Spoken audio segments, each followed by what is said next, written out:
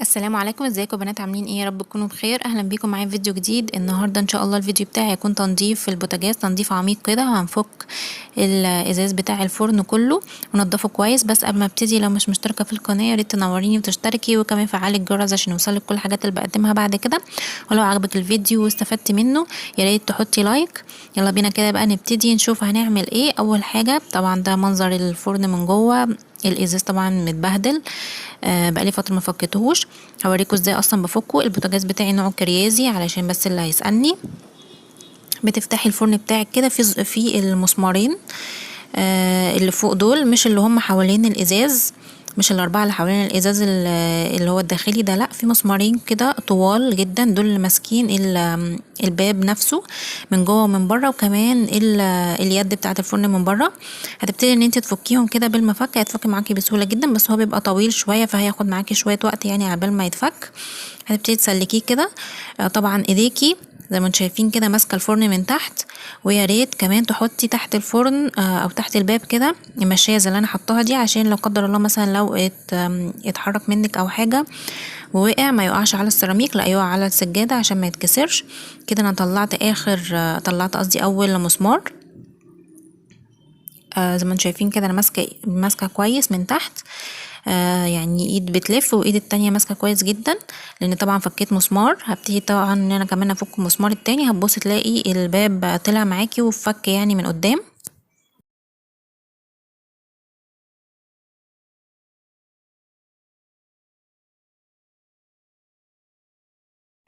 كده انا خلاص فكيت المسمار التاني. بيبتدي بقى ان انتي تشدي الازاز البراني بتاع البوتاجاز. طبعا زي ما انتم شايفين كده الايد بتبقى داخله، هو دي الايد اللي بتبقى ماسكه المسمارين.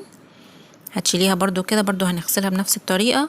وده كده الباب بتاع البوتاجاز من بره.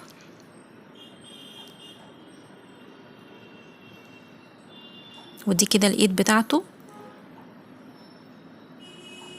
هنبتدي طبعا احنا ننضفه كويس جدا. وده كده برضو الازاز من جوه، تقدري ان انت تفكي الاربع مسامير دول، بحيث ان انت تشيلي الازاز اللي جوه ده كمان. بس بصراحة هو كان معصلك معايا جدا، فقلت خلاص خليه وانا هغسله من جوه ومن بره كويس وهو متركب كده. دلوقتي هناخد الازاز من بره بتاع البوتاجاز، وهنبتدي ان احنا نحطه على الحوض بتاعنا، او ممكن تاخديه في البانيو. وبعدين هنبتدي طبعا ان احنا نغسله. هو ده المكون اللي انا هستخدمه في غسيل البوتاجاز. ده مذيب للدهون، عامل زي الباور كده بالظبط. هتبتدي ان انت ترشي عليه وتسيبيه شويه، وفي نفس الوقت بعد ما ترشي عليه هتبتدي ان انت تروحي عند البوتاجاز نفسه وترشي برضو على الازاز اللي هو الداخلي.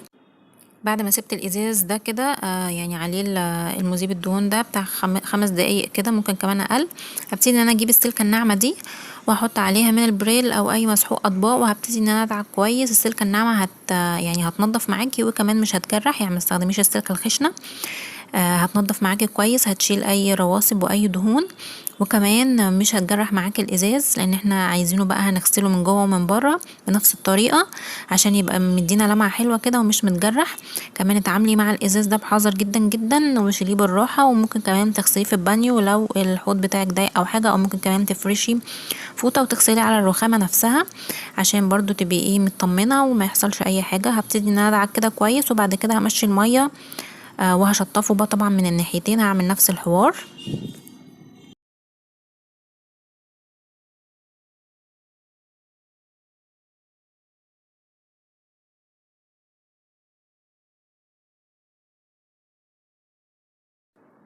ده كده الوش التاني بتاعه برضو غسلته بنفس الطريقة، اللي هو الجزء اللي بره بيبقى ظاهر من بره. نضيف معايا برضو. وبعد كده هبتدي اروح بقى للازاز الداخلي. زي ما انتم شايفين كده طبعا كنت رشيت عليه برضو مذيب الدهون لحد ما الدهون ابتدت يعني تسيح كده وتنزل. هبتدي برضو ان انا ادعكه بنفس الطريقة.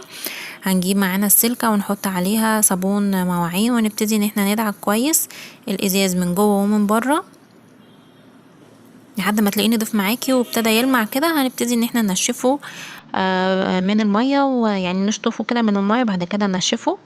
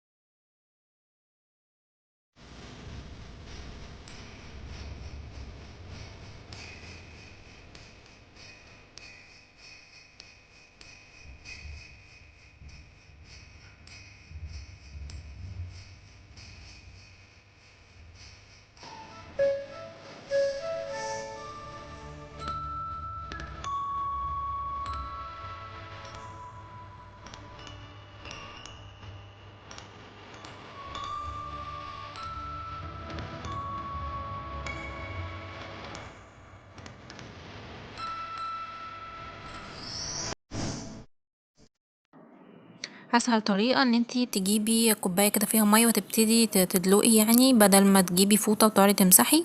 بعد كده كده كده احنا هنمسح اصلا المطبخ. هبتدي كده ان انا انزل كمان الميه، انزل الصابون اللي جوه الفرن. طبعا الميه بتتزحلق على تحت مش بتدخل جوه الفرن نفسه.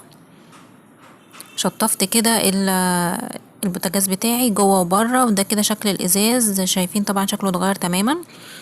ده كده شكل الازاز من جوه ومن بره، ودي المرايه اللي بره بعد ما سبتها تنشف. حطيتها تصفت، بعد كده نشفتها. دي شكلها حتى عكس المطبخ، يعني شكلها بقى يلمع طبعا ورجعت زي ما كانت. بعد ما الازاز بقى كله نشف بره وجوه، ركبت الوش الخارجي بنفس الطريقه بالظبط، بس طبعا بالعكس. هتبتدي ان انت تحطي الوش من بره، وبعد كده تحطي الدراع ده تدخليه، وبعدين تفتحي الفرن وتبتدي بقى انت تربطي المسامير بتاعتك لحد ما توصل للاخر. يعني تدوسي عليها كويس جدا عشان يبقى ماسك كويس، وبرده بايدك التانية انت ماسكه الفرن كويس جدا. ويا ريت او يفضل ان انت تبقى حاطه زي ما بقولك كده مشايه او حاجه تحت الفرن، علشان لو اتزحلق من ايدك مثلا يعني يبقى واقع على المشايه لا قدر الله يعني. وان شاء الله مش هيحصل اي حاجه ومش هيجرى له حاجه. وده كده شكل الفرن بتاعي من جوه عامل ازاي، بقى مرايه يعني طبعا، نضيف واتغير خالص. وده كده شكله النهائي.